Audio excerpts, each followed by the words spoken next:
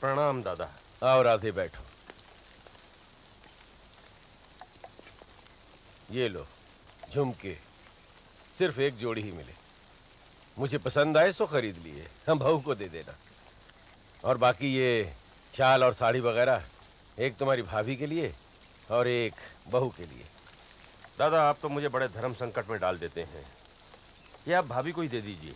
नहीं राधे, तुमसे बड़ा धर्म संकट तो मेरा है। तुम मेरे सगे या रिश्ते के भाई होते तो मुझे ये सब नहीं देखना पड़ता, लेकिन तुम ठहरे मेरे मुंह बोले भाई। कोई कसर रहने पर कोई उंगली ना उठा पाए, ये देखना भी तो मेरा फर्ज है। पर दादा मेरा भी तो कोई फर्ज बनता है। भाई वो तुम जानो, सारा दिन आज बाजार में घूमना पड़ा है, सारे बदन में दर्द हो रहा है। सोचता हूँ मालिश करवा ही लूँ। जरा रामदीन को भेज देना। अच्छा। और हाँ, ये सामान भी तो ले जाओ। ये अच्छा। देवर जी जैसा लालची आदमी तो मैंने आज तक नहीं देखा। खबरदार जीजी, उन्हें लालची कहा तो। क्यों ना कहूँ। माना कि मेरे स्वामी का दिमाग खराब था तो उन्होंने झुमके तुम्हें दे दिए।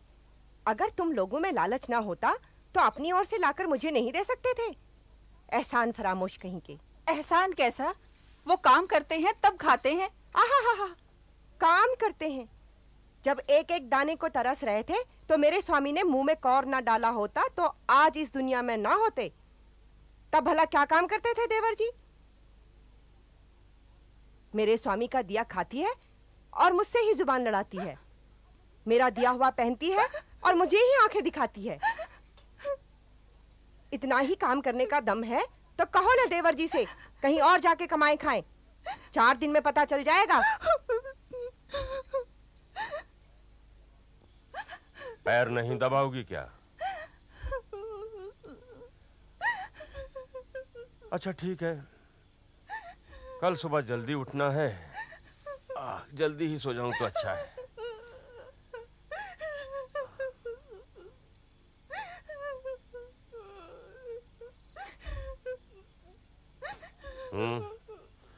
बात क्या है? सिर्फ रोती ही रहोगी तो मुझे कैसे पता चलेगा कि क्यों रो रही हो? सुना नहीं क्या? लेकिन तुम्हें क्या, तुम तो सुन सुन कर सब तंबाकू के धुएं में उड़ा दोगे। इतना तो सुना, इससे भी कहीं ज्यादा न जाने क्या क्या मुझे सारा दिन कहती रहती है। मेरा जीना दूभर हो गया है स्वामी।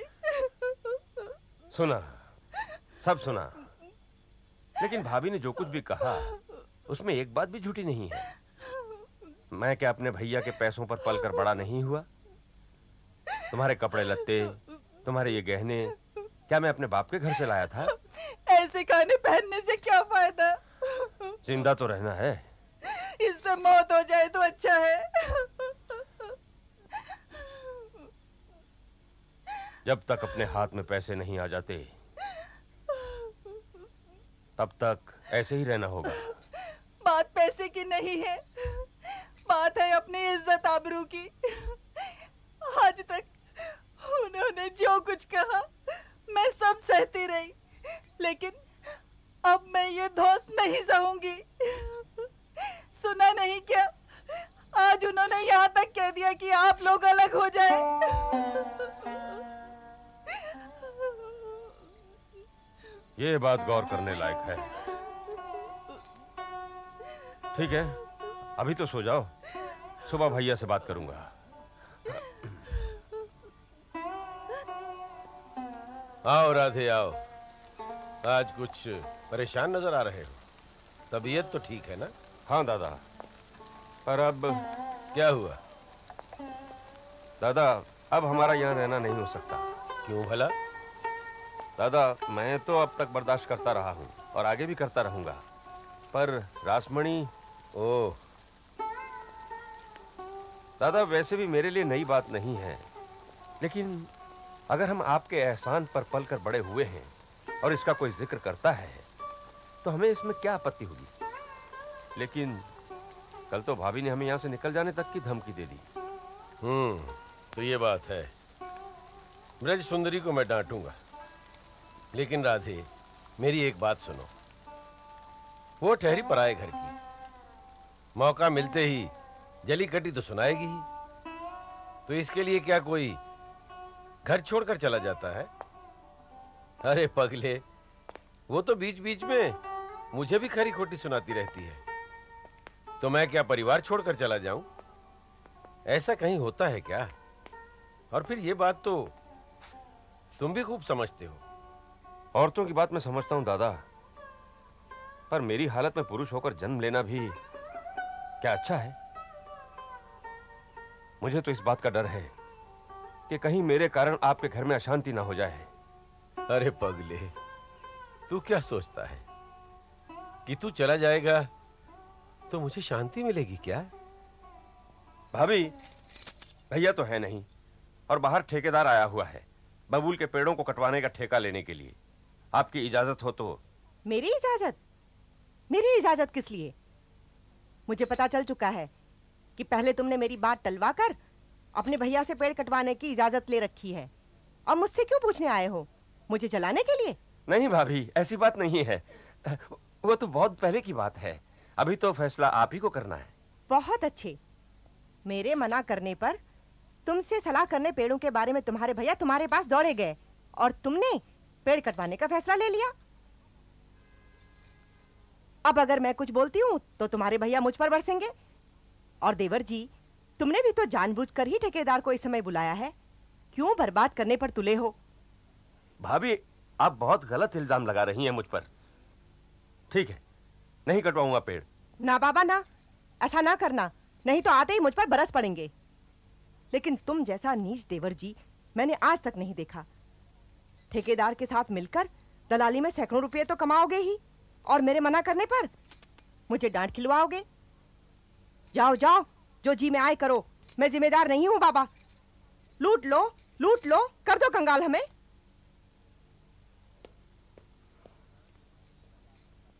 लगान जमा करने की आखिरी तारीख कल है और तुम आज भेज रहे हो।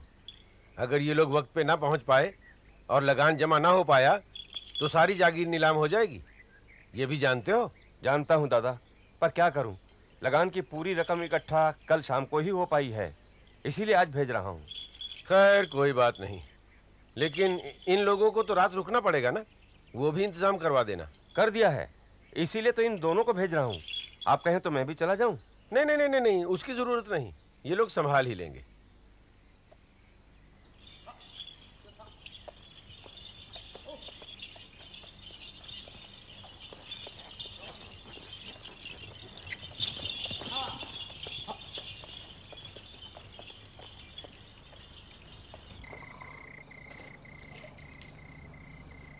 क्यों अभी तक तैयार नहीं हुए? अरे भाई, अभी तो 2 घड़ी रात बाकी है, क्यों ना थोड़ी देर और रुक कर चला जाए? अब और देर करेंगे तो वक्त से कचहरी नहीं पहुंच पाएंगे।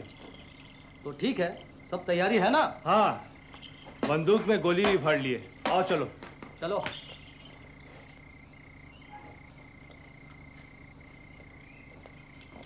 चल।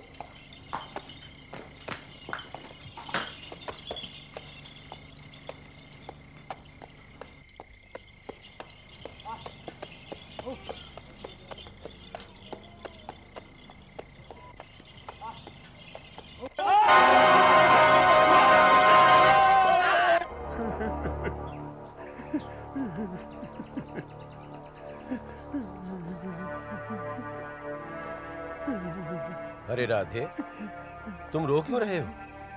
इसमें तुम्हारी क्या गलती? नहीं दादा, गलती मेरी है। अगर मैं उनके साथ गया होता तो उस दिन वो रात में ही सराय से निकल पड़ने की गलती कभी ना करते और लगान की सारी रकम लुटने से बच जाती। लेकिन उसके लिए तो मैंने ही तुम्हें मना किया था। भला इसमें तुम्हारा क्या दोष? नहीं दादा, दोष मेरा ही है, आप कुछ भी कहें। दोष किसका है और किसका नहीं, ये सोचने से अब नहीं चलेगा। सारी संपत्ति नीलाम हो गई, अब गुजारा कैसे चले यही सोचना है।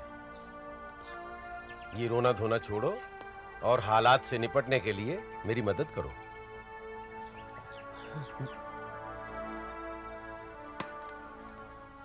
ये लो राधे, तुम्हारी भाभी के कुछ गहने हैं, इन्हें बिकवा दो।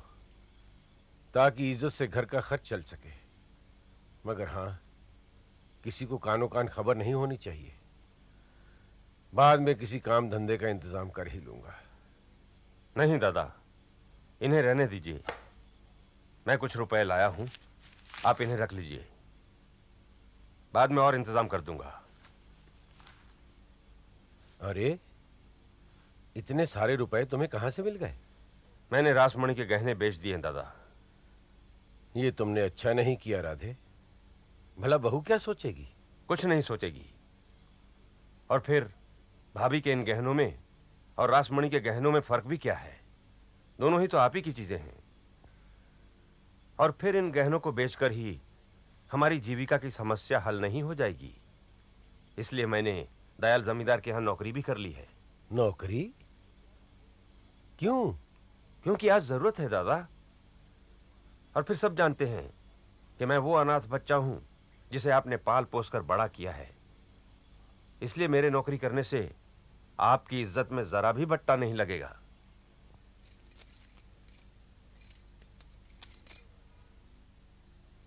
ये लो भाग्यवान, अपने आभूषण संभालो। देखो, भला हो राधा मुकुंद का। उसने पहले ही बहू के गहने बेचकर रुपयों का इंतजाम कर लिया था। ये रहे, लो, रख लो।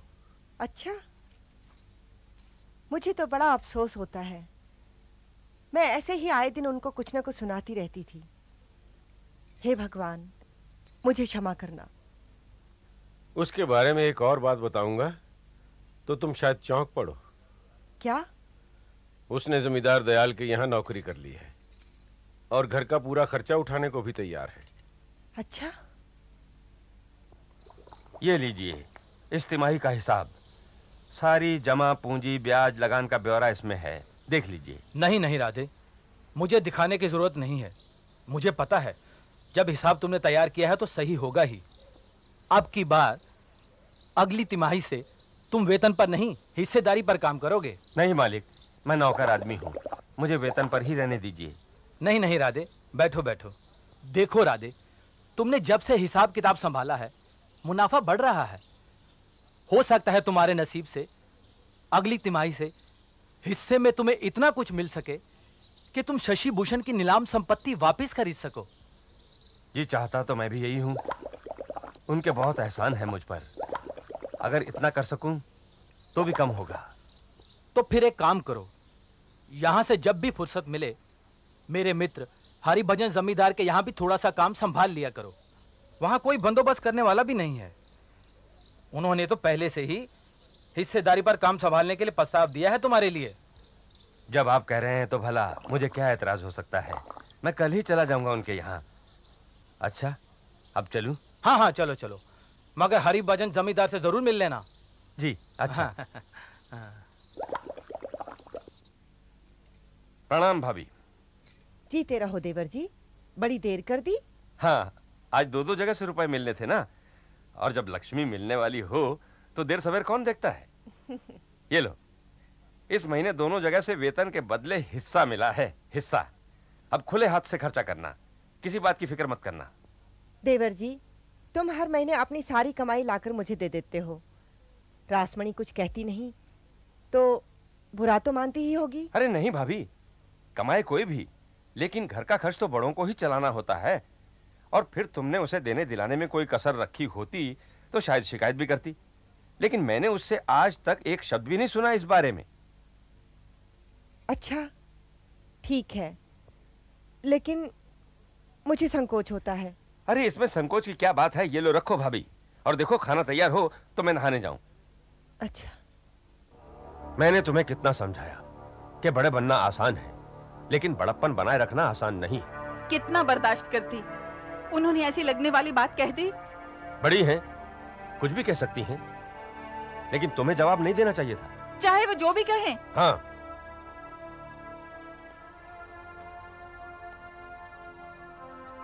लेकिन आखिर कहा क्या उन्होंने?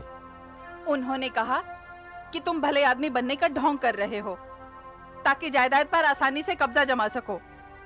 मुझे ये बात बहुत लग गई, इसलिए मैंने कह दिया कि अगर वो इतने लालची होते तो मुसीबत में कभी मदद ना करते।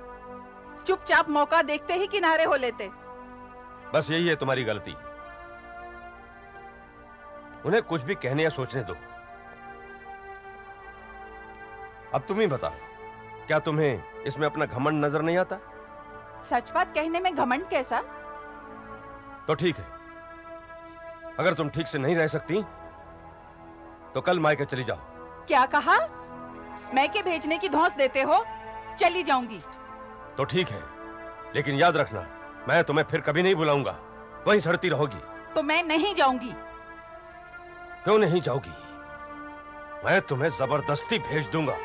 मैं मर जाऊंगी लेकिन जीते जी नहीं जाऊंगी। यहाँ भी मेरा कोई हक बनता है। तो ठीक है, लेकिन इतना याद रखो कि जब तक तुम भाभी से अपनी कही हुई बात के लिए माफी नहीं मांग लोगी, मैं तब तक तुम्हारा मुंह नहीं देखूंगा। मैंने कुछ गलत नहीं कहा, इसलिए मैं माफी नहीं मांगूंगी।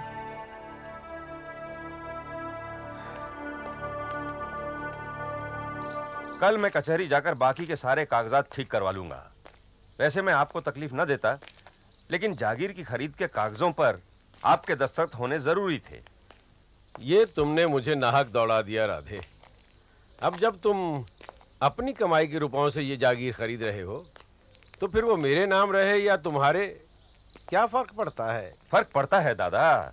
जागीर आखिर आपकी थी, जो कि एक मामूली सी लापरवाही की वजह से दूसरे के हाथ चली गई, इसलिए वापस वो आपको ही मिलनी चाहिए।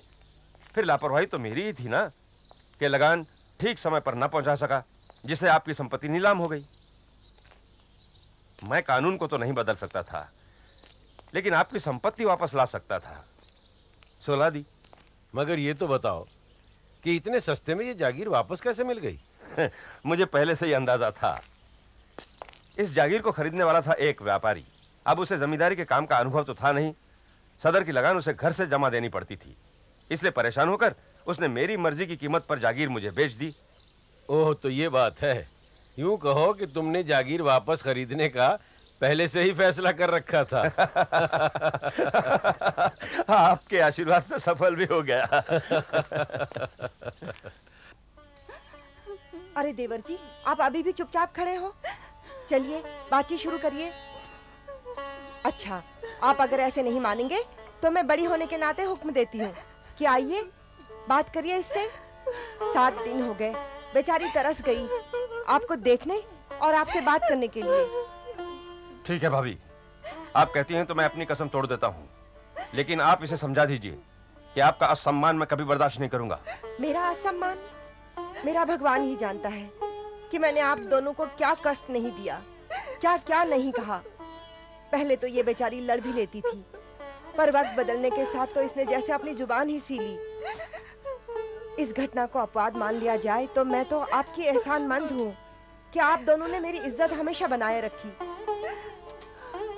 देवर जी, अरे मैं भी कितनी मूर्ख हूँ, यहीं बैठी बातचीत कर रही हूँ तो आप कैसे बोलोगे? अच्छा, मैं चलती हूँ।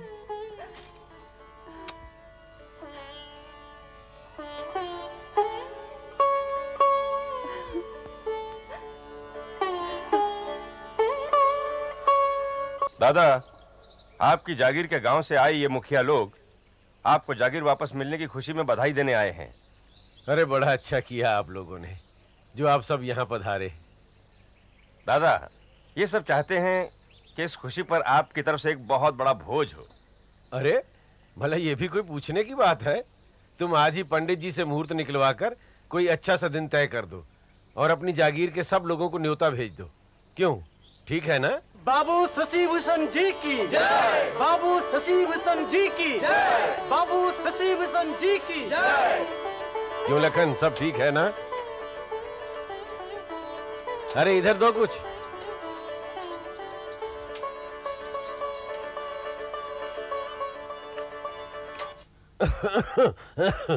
दादा, आपको भोज के इंतजाम में इतनी मेहनत नहीं करनी चाहिए थी। एक तो मौसम खराब और फिर ऊपर से 3 दिनों तक इतनी भाग दौड़ करते रहे। देवर जी, मैंने कितना मना किया। मैंने कहा इतने लोग बाग हैं काम करने के लिए, लेकिन ये माने ही नहीं। अब तुम भी उपदेश देने लगी। अरे भाई, तुम भी तो काम कर रहे थे।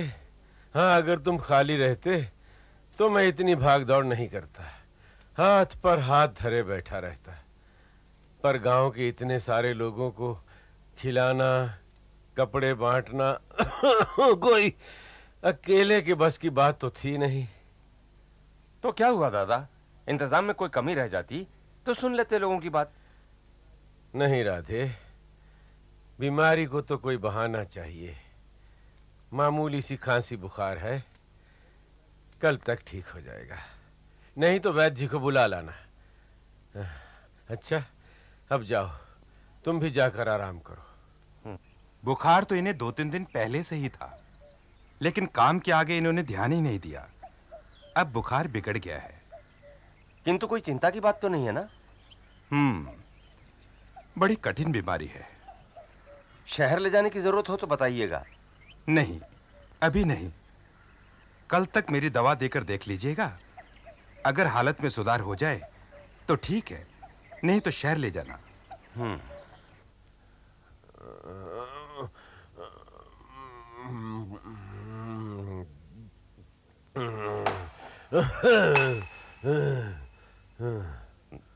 दादा, जागीर के बारे में किसे क्या देना है बताएंगे तो बड़ी कृपा होगी। अब मेरे पास रखा ही क्या है। क्यों दादा, सब कुछ तो आप ही का है। नहीं नहीं राधे, वो सब मैं तुम्हें लौटा रहा हूं।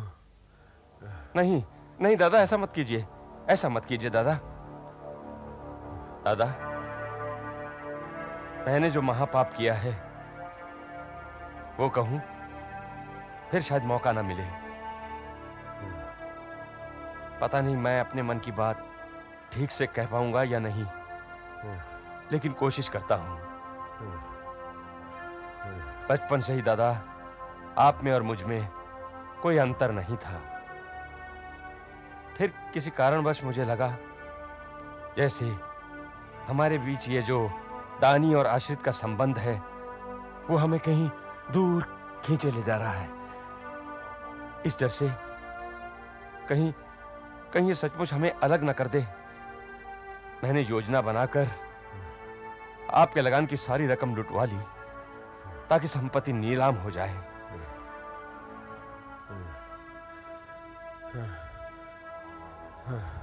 अरे अच्छा ही किया तुमने भाई, पर क्या फायदा, अपने पास ही कहाँ रख पाए।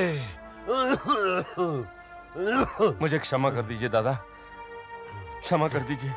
अरे पगले, क्षमा तो मैंने तुम्हें उसी वक्त कर दिया था। मैं ये बात शुरू से ही जानता था। जिन लोगों के साथ मिलकर तुमने ये योजना बनाई उन्होंने मुझे बता दिया था, लेकिन मैं खामोश रहा और सब होने दिया, क्योंकि मैं तुम्हारी नीयत समझने में कभी गलती नहीं कर सकता था राधे, कभी नहीं। और तभी मैंने तुम्हें माफ कर दिया था, माफ कर दिया था। ये सारी संपत्ति मुझे मत लौटाइए दादा, मुझे मत लौटाइए दादा। दादा दादा दादा दादा दादा दादा